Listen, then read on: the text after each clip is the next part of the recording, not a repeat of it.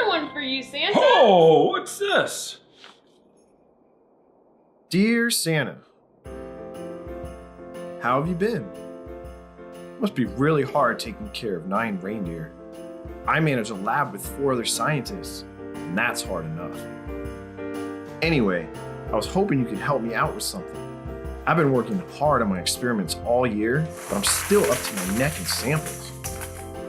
Luckily, there's something I've had my eye on that can solve all my problems.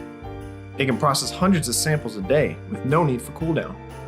It's got an easy-to-use touchscreen interface that supports customized programs.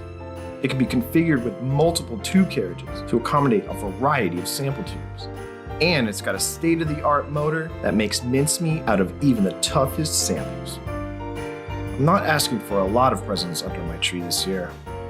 All I want for Christmas is the Beadruptor Elite Bead Mill Homogenizer from Omni International. Sincerely, Dr. Brando.